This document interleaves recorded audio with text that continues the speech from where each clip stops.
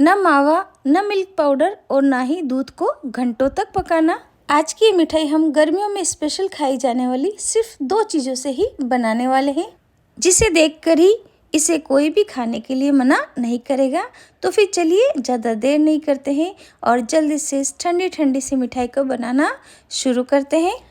इसके लिए सबसे पहले हमने यहाँ पर 2 कटोरी भर के ताज़ा दही लिया है, क्योंकि आज की मिठाई हम इस दही से ही बनाएंगे। तो बस इस बात का ध्यान रखिए कि यहाँ पर आप दही ताज़ा लीजिए और गाढ़ा दही होना चाहिए। अगर दही गाढ़ा होगा तभी हमारी ये मिठाई बहुत ही बढ़िया बनेगी। तो दही की क्वांटिटी आप अपने हिसाब से ले सकते हैं। यहाँ पर मैं 2 कटोरी से ही बना रही हूँ। तो चलिए पहले हम दही को छान लेते हैं। यहाँ पर हमने एक छलनी रखी है, इसमें हमने कॉटन का कपड़ा भी रख दिया है और ये दोनों कटोरी दही इसमें डाल करके इसको लगभग आधे घंटे के लिए हम इसी तरीके से छोड़ देंगे, ताकि इसमें जितना भी एक्स्ट्रा पानी होगा वो सारा ही निकल जाएगा। क्योंकि हमें इस मिठाई के लिए गाढ़े दही का इस्तेमाल करना है। इसके ऊपर आप कोई भी भारी चीज़ रख दीजिए, जिससे कि दही में से पानी जल्दी निकल जाए।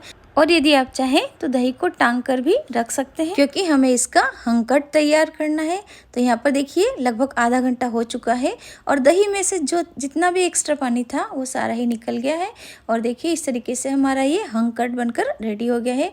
बिल्कुल लग रहा है ना आपको ये पनीर की तरह। यहाँ पर आप देख सकते हैं कि इसमें से बिल्कुल भी पानी अब नहीं निकल रहा है और दही में जितना भी एक्स्ट्रा पानी था वो सारा ही पानी है इस बाउल में आ गया है। तो आप इस पानी को फेंके नहीं, इसका इस्तेमाल आप चाहें तो सब्जी में कर सकते हैं या फिर आटा लगाने में भी इसका इस्तेमाल कर सकते हैं। तो चलिए अब हम इस दही को एक बाउल में निकाल लेते हैं। तो इस मिठाई को बनाते टाइम यदि हम कुछ बातों का ध्यान रखेंगे तो ये मिठाई बहुत ही बढ़िया बनकर तैयार होगी। पहली तो आपको इस बात का ध्यान रखना है कि ये दही जितना गाढ़ा होगा मिठाई उतनी ही बढ़िया बनेगी। और दूसरा ये कि आप बाउल में डालने के बाद दही को विस्कर की हेल्प से अच्छे से लगातार 4 से 5 मिनट तक फेंटिए, ताकि इसमें जितने भी लम्स हो वो निकल जाए, यानी कि अच्छे से मक्खन की तरह चिकना हो जाए। लेकिन आप इसे मिक्सी जार में डाल करके बिल्कुल भी नहीं फेंटें। यहाँ पर आप देख सकते हैं कि दही को हमने अच्छे से फेंट लिया है और ये बिल्कुल मक्खन की तरह बनकर रेडी हो गया है। तो बस इसी स्टेज पर अब हम इसमें ये दूसरी सामग्री डाल देंगे, यानी कि कंडेंस्ड मिल्क। हमने यहाँ पर 2 कटोरी दही लिया था, तो उसी नाप से मैं इसमें 1 कटोरी कंडेंस्ड मिल्क ले रही हूँ। लेकिन यदि आप मीठा ज़्यादा पसंद करते हैं तो उसके हिसाब से आप क्वांटिटी थोड़ी बढ़ा सकते हैं। तो आज की मिठाई हम सिर्फ इन 2 चीज़ों से ही बनाएंगे। साथ ही में मैं यहाँ पर थोड़ी सी कुटी हुई इलायची डाल रही हूँ। मुझे इलायची का फ्लेवर पसंद है, इसलिए मैं इसमें इलायची डाली है। लेकिन यदि आप पसंद नहीं करते हैं तो इसे स्किप भी कर सकते हैं। अब हम इन दोनों को मिलाकर एक बार फिर से अच्छे से फेंट लेंगे, ताकि कंडेंस्ड मिल्क और दही अच्छे से मिक्स हो जाएगा। तो लगभग 2 से 3 मिनट तक लगातार फेंटने के बाद आप देखिए ये मिश्रण बनकर रेडी हो गया है। चलिए अब हम इस मिठाई को बनाना शुरू करते हैं। इसके लिए मैंने यहाँ पर एक केक टिन लिया है। आप इस मिठाई को किसी भी बर्तन में बना सकते हैं, चाहे तो आप किसी बाउल में भी बना लीजिए या फिर छोटी सी थाली या प्लेट में भी इसे बना सकते हैं। बस इसे घी से अच्छे से एक बार ग्रीस कर लेना है। इसी के साथ इसके ऊपर हम ये बटर पेपर भी लगा देंगे, ताकि मिठाई को निकालना आसान हो जाएगा।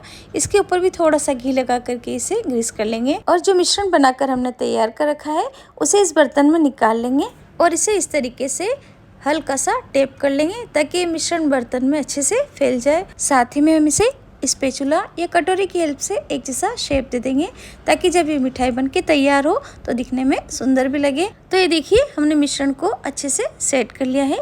इसके बाद हमने यहाँ पर ये फॉइल पेपर लिया है, तो इस फॉइल पेपर से हम इसे अच्छे से कवर कर लेंगे।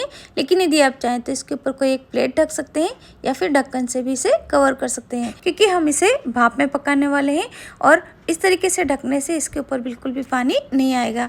इस तरफ हमने कढ़ाई में पहले ही पानी गर्म होने रख दिया था।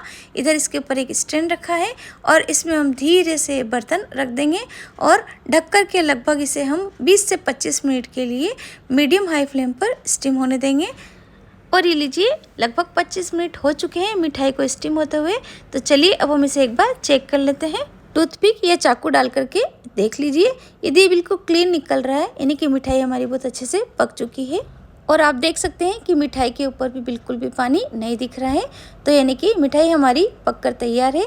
चलिए अब हम इसे निकाल लेते हैं और थोड़ी देर के लिए हम इसे इस तरीके से ठंडा होने के लिए छोड़ देंगे। और जब ये हल्की सी ठंडी हो जाए तब हम इसे फ्रीज में रख देंगे लगभग 2 से 3 घंटे के लिए, क्योंकि ये मिठाई खाने में ठंडी ठंडी ही अच्छी लगती है।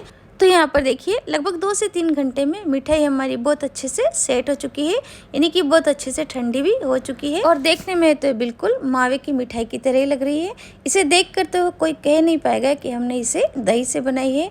तो चलिए अब हम इसे निकाल लेते हैं। इसके लुक और कलर से लग रहा है कि मिठाई हमारी खाने में कितनी टेस्टी बनी है। गर्मी के इस मौसम में आपने दही से बना हुआ श्रीखंड, छाछ, लस्सी या रायता तो कई बार बनाकर खाया होगा, लेकिन दही से बनी हुई इस मिठाई को आपने ना तो खाई होगी ना ही देखी होगी। तो एक बार इस मिठाई को भी ज़रूर से ट्राई करके देखिएगा। इसे कट करने से ही समझ में आ रहा होगा कि मिठाई हमारी कितनी टेस्टी बनी है। साथ ही ये हेल्दी भी है, क्योंकि कई लोग घी खाना पसंद नहीं करते हैं और बनाना भी बहुत ही आसान है। सिर्फ 2 चीज़ों से ही हमारी ये मिठाई बनकर तैयार हो जाती है। आप इसे मनचाहे शेप में कट कर लीजिए और ऊपर से ड्राई फ्रूट से इसे गार्निश कर लीजिए। मैंने यहाँ पर पिस्ता और गुलाब की पंखुड़ी से इसे गार्निश किया है। साथ ही इसके ऊपर हम थोड़ी सी केसर के धागे डाल देंगे, जिससे कि दिखने में भी सुंदर लगेगी, साथ ही थोड़ी ये हेल्दी भी हो जाएगी। तो देखिए हमारी ये मिठाई बनकर रेडी है। तो आशा करती हूँ कि आपको मेरी आज की ये दही से बनी हुई ठंडी ठंडी मिठाई की रेसिपी पसंद आई होगी और आप इस रेसिपी को एक बार ज़रूर से ट्राई करेंगे। यदि आपको मेरी आज की रेसिपी पसंद आती है तो प्लीज़ आप इसे एक लाइक ज़रूर दीजिए और मेरे चैनल को सब्सक्राइब करना बिल्कुल भी ना भूलिए। वीडियो देखने के लिए आपका बहुत बहुत